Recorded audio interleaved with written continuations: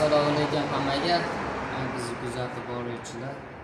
Hozir sizlarga bitta o'zlaring uchun kerakli narsani tushuntirib beraman. Qaranglar, hozir mana bu motorni ochyapmiz, kalsavat qilyapmiz bu motorni. Sabab nima?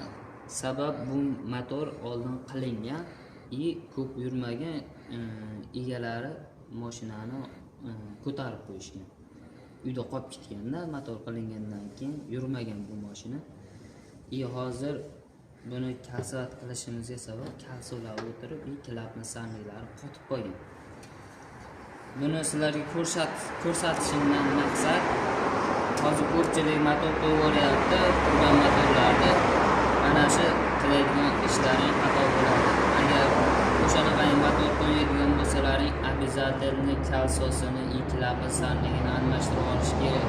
Agar kalso bilan klapni sandig almashmasa, u motordan uzoqqa bormaydi. 1-2 oyda ichida o'zi yog' yeydigan bo'lib qoladi. Bu qilgan rasxodlaring sizlarga 2 baravarga aylanib ketadi. Boshqatdan motorni ochtirib, boshqatdan qildirishlarga kerak bo'ladi.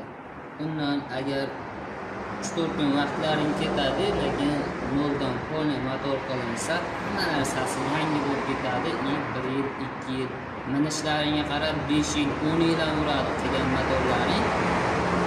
Prosta yaxshi qarab, o'z vaqtida yog'ini, suvini almashtirib yursalaring, zo'r yuradi. Chunki mabodo mashinaga motor bosadigan bo'lsalaring, обязательно kalsosini, klapni sandigini almashtirib olinglar. Jicha qimmatroq bo'ladi, lekin maza qilib ichlaring chiqib 3-4